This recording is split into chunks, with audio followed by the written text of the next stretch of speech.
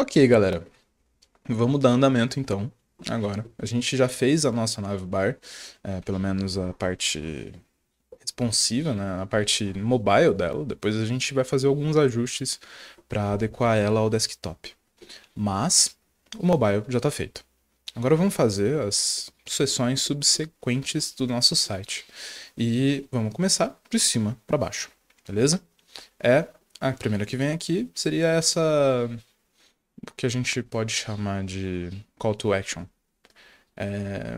Nem exatamente isso, mas é uma sessão inicial que você tem menos conteúdo em questão de destaque de leitura, enfim, você está apresentando a sua landing page e você geralmente vai ter um pouco de texto, às vezes algum link, que aí sim esse link seria o nosso call to action, que seria um chamado à ação, tipo, clica aqui, clica, vai, clica, clica.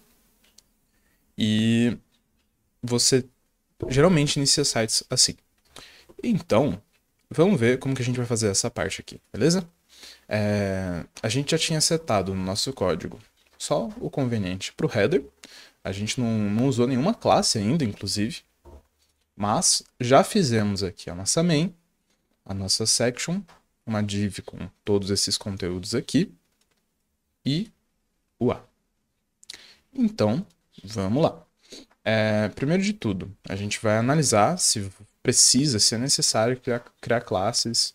Essa é a forma como eu gosto de fazer. Se você quer criar classe para tudo, você pode, mas talvez o seu código fique um pouquinho desorganizado. E aí eu sugiro a leitura. É o Cube CSS. Se vocês quiserem descobrir mais sobre como se fazer classes, como se nomear as classes, eu recomendo a leitura desse frameworkzinho aqui, é uma metodologia de CSS para simplificar e padronizar o nomeamento de classes. E se você não sabe inglês, traduza e dá-lhe. Recomendo sempre leitura de conteúdos adicionais. Mas beleza, o que a gente vai seguir aqui?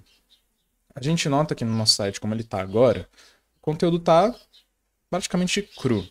Então vamos começar a estilizar aqui. Primeiro de tudo, né? Essa seção ela tem um tamanho. E inclusive aqui no Figma, como ela está no background normal, você não consegue nem analisar o tamanho dela. Mas aí tem um macetinho. Você vai clicar na seção de cima, vai passar o mouse em cima da seção de baixo e segura Alt. Aqui você vai ver a diferença de altura entre eles. Então eles estão distanciados em 706 pixels. Pixels, sei lá. E pronto, agora a gente já sabe a altura disso. Beleza. Então vamos utilizar a nossa section. Lembrando aqui, a gente tem a main, a section com id home. Então, já acho muito válido a gente utilizar. Como a gente poderia utilizar isso aqui? A gente poderia utilizar a section com a tag section, mas aí o estilo que cairia sobre ela cairia sobre todas essas aqui também, o que talvez não seja tão interessante para a gente. A gente também poderia utilizar ela adicionando uma classe.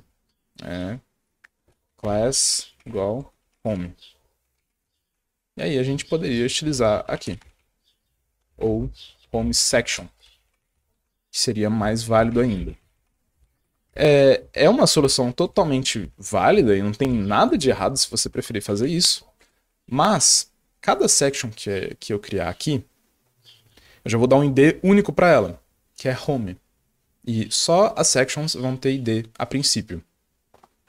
E isso ajuda até na navegação. Porque, como eu mostrei para vocês, quando você acessar o site e colocar no final o ID numa classe, ele já vai navegar para ela, né? O ID de um elemento. Então, a gente pode utilizar isso direto com o ID, home. E acabou, maravilha. E aí a gente pode definir algumas configurações básicas aqui. Primeiro de tudo, o Flexbox aqui, eu acho que não tem muito como fugir dele, então display flex. Além disso, esses dois itens aqui, notem, a gente tem dois itens que são filhos da nossa section. Essa div e esse A. eles estão empilhados em coluna aqui. Então, flex direction, column. Foi. E, além disso, eles estão alinhados aqui, ó, eles estão em coluna, e em relação ao eixo Y deles, eles estão alinhados no começo, no start. Então a gente não precisa de um align content. Por fim, caso a gente definisse, por exemplo, uma altura para a nossa section, o que vai acontecer, a gente poderia definir um justify content. E aí a gente poderia mandar eles ficarem espaçados com uma certa distância, enfim. Mas isso não é interessante pra gente, porque a distância deles é bem específica. Se eu segurar Ctrl, eu consigo selecionar o elemento que eu quero diretamente. E aí eu vou analisar a distância aqui entre o botão, o link, e o elemento textual da nossa seção. E eles estão com 40 pixels de distância. Estou segurando o Alt para mostrar isso. Estão com 40 pixels de distância. Na minha opinião, a forma mais prática e fácil de fazer isso é o gap.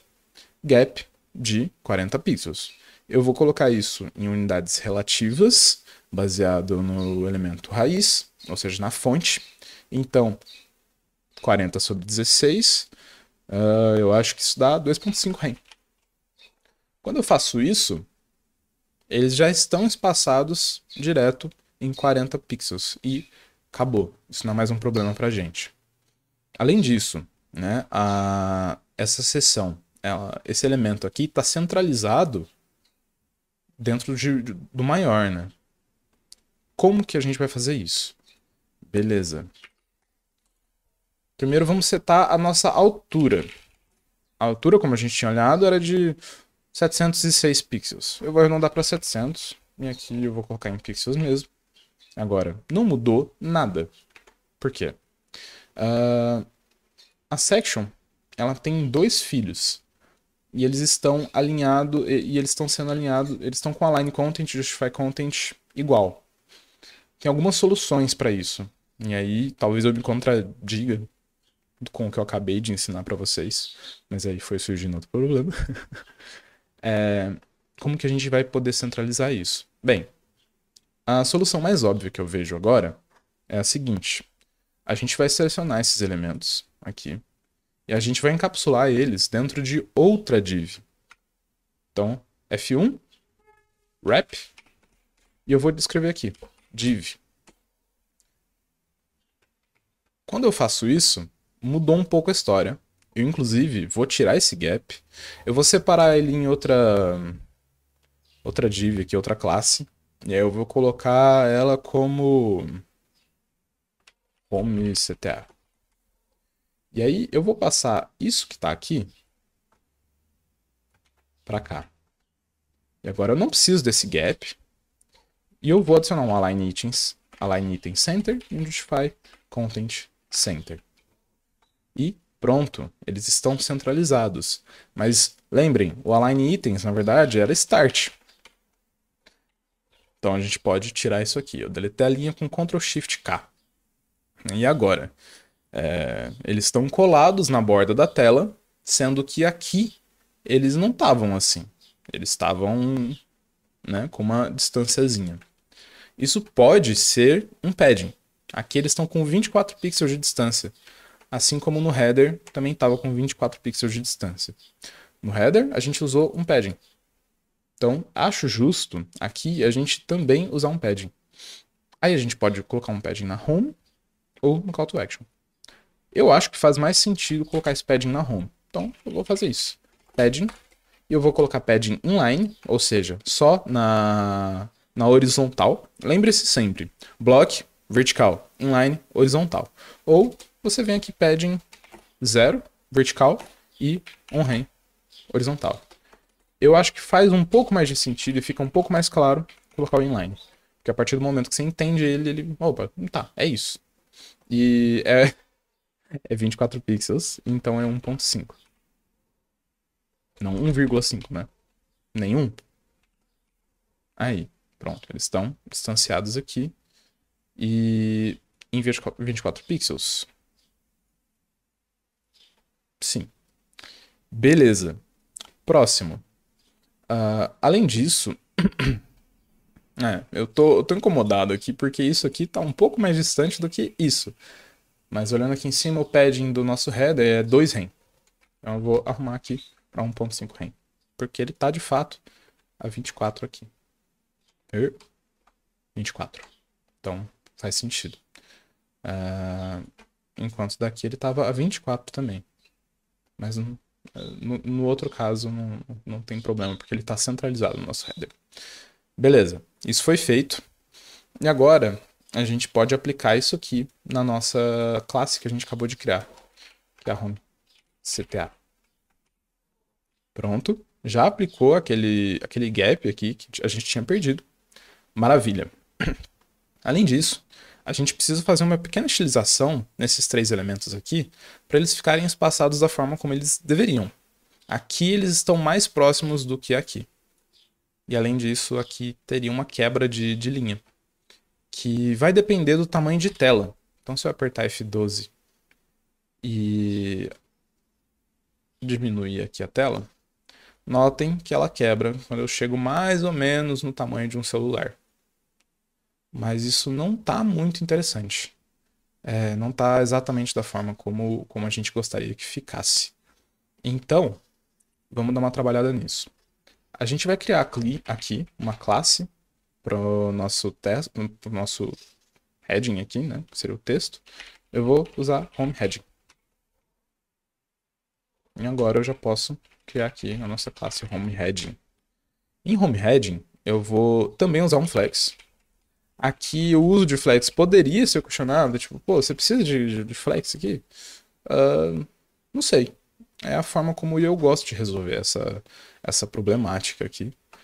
E aí eu vou aplicar entre eles um gap de 0. Na verdade isso não é necessário porque ele já está 0 como padrão. E notem como eles estão distanciados. O motivo disso é o line height de cada um desses elementos aqui. A gente não estilizou eles por padrão, então eles têm alguns line heights, tamanho de caixa, diferentes. Isso a gente resolve, podemos resolver isso individualmente. Vou colocar aqui que home heading, todos os filhos dele, mentira, eu vou fazer um por um. O filho direto de home heading, que é um H1, esse aqui, ele tem algumas propriedades. Vamos inspecionar. Primeiro de tudo, a fonte dele é Poppins, isso já está setado por causa da nossa root aqui. Então, beleza. Além disso, o font size dele é de 24 pixels, ou 1.5 rem, e o line height dele é de 36 pixels. Pelo menos é o que está no Figma aqui, aí a gente vai descobrir se isso está coerente ou não.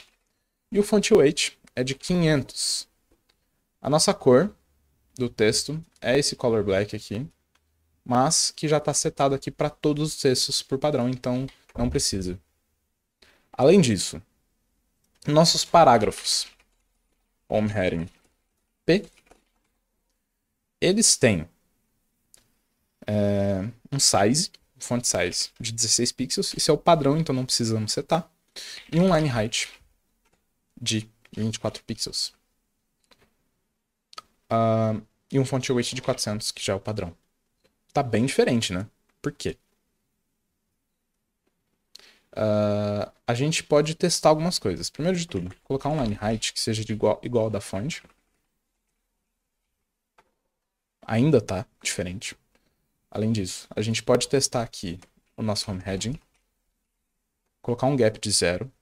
Ainda tá diferente. E aí a gente descobre aqui, inspecionando, que eles têm margens. Cada um desses elementos tem margens por padrão. E aí a gente só coloca um margem 0 em ambos. E pronto. E a gente pode voltar agora com o nosso line height da forma como era. 24 pixels. Outra opção para a gente colocar esse line height, como ambos são 150% do tamanho da fonte, a gente pode colocar aqui 150%. Nada muda. Mas se a fonte mudar, ele se mantém 150% do tamanho da fonte. Beleza, agora está bem mais parecido com o que estava aqui. O que mais que a gente precisa estilizar? Esse botão. né? O botão ele tem um fundo, né, uma bordinha. E para isso, eu vou estilizar o Home CTA.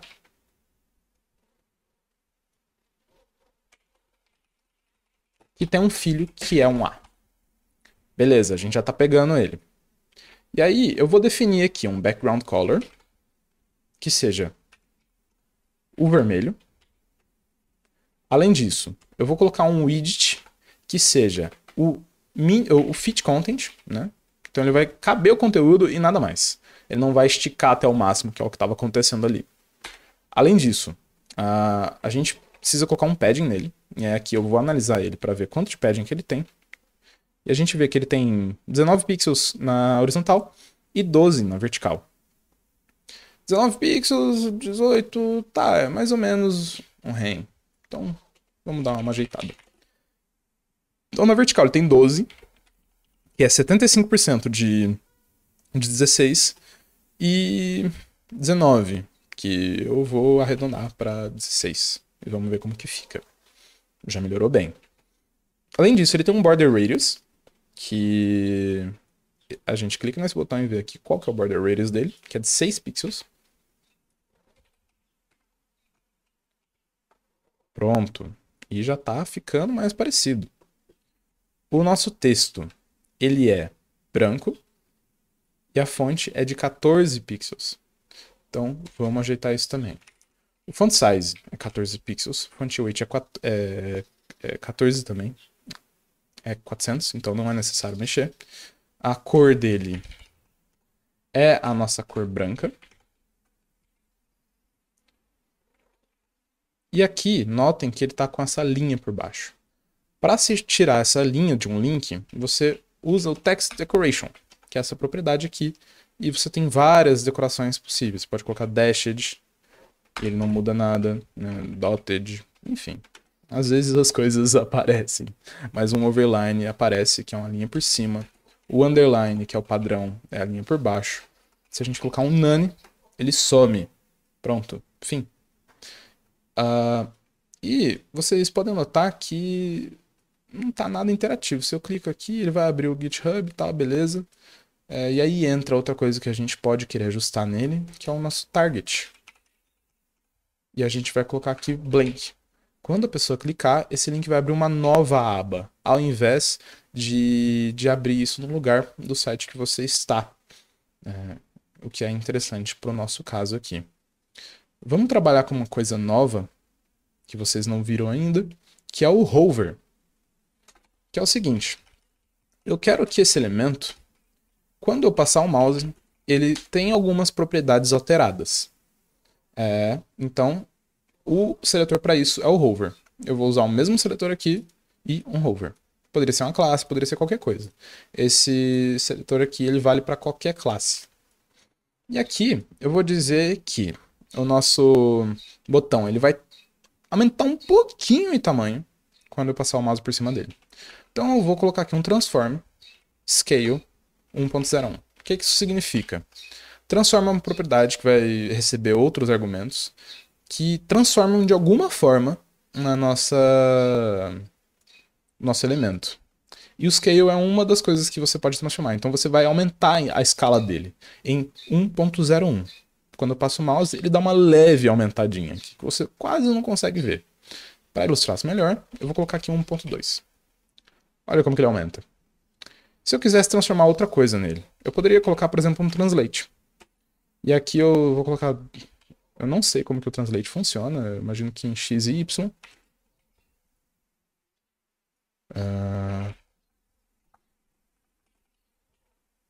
Aí. Quando eu passo o mouse por cima, ele dá uma translada e tá ficando tudo bugado. Só que não tá interessante, tá indo de uma vez. Para isso, no próprio elemento, a gente vai definir uma propriedade que se chama transition. E aí a gente pode colocar aqui a definição das propriedades que vão sofrer o transition. Então, por exemplo, eu quero que coloque aqui no transform e a duração da transição, 150 milissegundos. Olha como que ele vai lisinho aqui. Você pode colocar outras coisas, inclusive, no transition. Por exemplo, você poderia colocar A forma como ele vai transformar, essa eu não lembro de cabeça, mas saibam que vocês podem fazer isso. No nosso caso aqui, a gente vai colocar de novo o Scale 1.02, e aí quando eu passo o mouse por cima, ele dá uma crescidinha, que é o suficiente para isso. Além disso, o cursor dá uma mudada, que já é de padrão dos links. Beleza? Tá bem mais parecido com o que a gente tinha. Tá legal. Só falta o Darth Vaderzinho aqui de fundo. Para ele, a gente vai definir um background.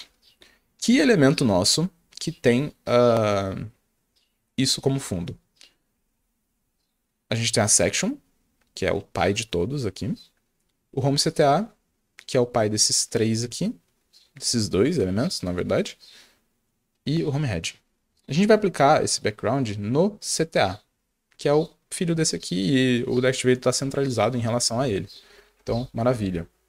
Então a gente vai vir aqui no nosso Home CTA e vamos aplicar um background image. E para adicionar uma imagem, a gente coloca um URL e acha o nosso background. No caso, ele está em Assets, IMG, Darth IMG. E aí aqui ele aparece, mas está estranho, está bugado. Vamos configurar isso. Primeiro de tudo, a gente vai colocar o background repeat. Eu vou colocar no repeat, ou seja, ele não vai se repetir. O background position. Vamos, a princípio, colocar ele centralizado. Não ficou tão legal. O background size. A gente pode colocar um contain para testar.